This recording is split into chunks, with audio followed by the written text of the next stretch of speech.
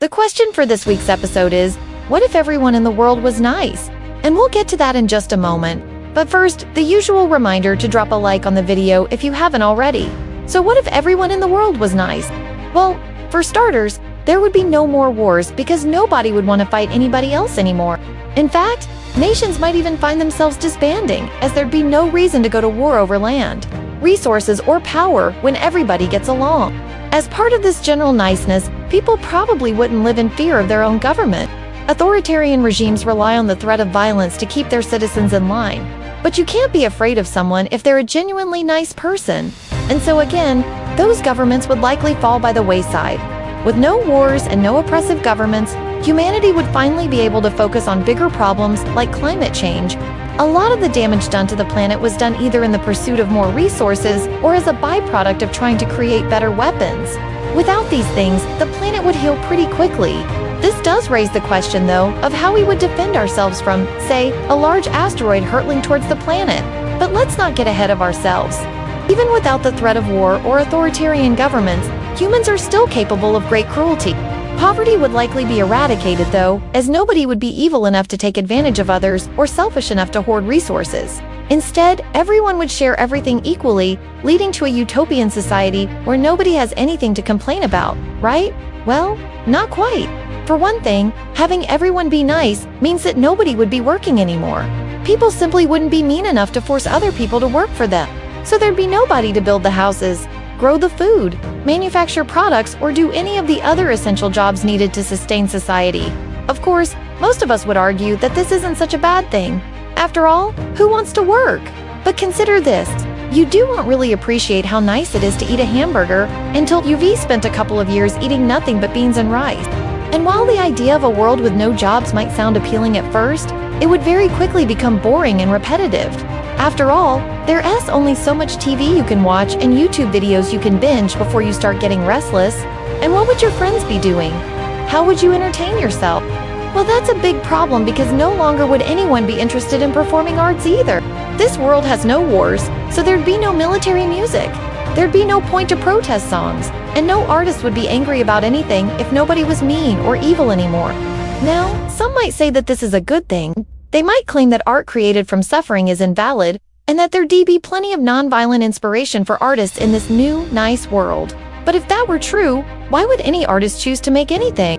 Because the motivation behind creation is often something internal, a desire to express oneself, share one's vision, or communicate an idea. But this world has no suffering, so there'd be no need to communicate about overcoming adversity. No desire to express oneself creatively, and no reason to try and share anything with anyone. Perhaps some humans might find something else to be passionate about. Maybe in a world where everyone was nice, people would take up gardening or breeding animals. But then we'd run into another problem. Let's say that you really like chickens and you decide to breed them. You notice that if you cross a white chicken with a brown chicken, you get a speckled chicken. That's pretty cool. You decide to open a farm and sell your speckled chickens to other people who are also interested in raising chickens. The problem is that now you're forcing the chickens to reproduce. And if this world is nice, it's likely that people would feel bad about using animals for their own benefit. So there'd be no farmers, no butchers, no egg producers or dairy companies, and certainly no one breeding animals for the pet trade. And that's just for the animal rights activists. The environmentalists would have a field day with this as well, since there'd be no ranching, there'd be no logging, and therefore no carbon emissions from farming or transportation. All of this means that this new world would likely have a lot fewer jobs than our current one, but it also means that no one would be producing anything. There'd be no food, no clothing, no technology. And I know what you're thinking. Someone will just invent a 3D printer that uses seeds to produce food, right? Not quite. For that, we need to look at a different scenario where we talked about what would happen if everyone became immortal.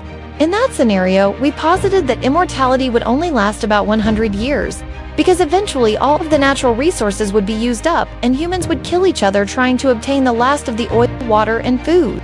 It's likely that the same thing would happen in this nice world.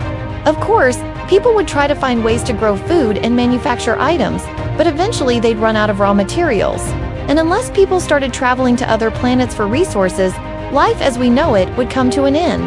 Now that might sound like a bad thing, but what if there's a way to make everyone nice without completely destroying civilization as we know it? Well, according to experts, being nice doesn't always come naturally. Sometimes it's something that we have to consciously practice. And that's a problem if you're a dictator with grand plans for world domination. Being nice isn't exactly top priority when you're trying to expand your empire. And that's not even taking into account the fact that you have to be nice to your own family members. And if you're the evil mastermind type, that can be especially difficult. Fortunately for the budding dictators of the world, there is a solution to this problem. According to psychologists, you can teach your brain to be nice by repetition. In other words, if you do nice things often enough, it becomes second nature. So here's what we propose. Let's not try to make everyone in the world nice at once. Instead, we pick one person and teach them to be nice. Then once they've mastered this skill, they teach someone else, and so on and so forth. Eventually, the whole world would be nice. But in the meantime, we could hopefully prevent a few wars, reduce poverty, and maybe even fix climate change. So if you want to help save the world, all you need to do is be nice to someone today. But what if that person doesn't want to be nice? Well, then you'd have to tackle them with the power of kindness. And that, my friends, is a superpower.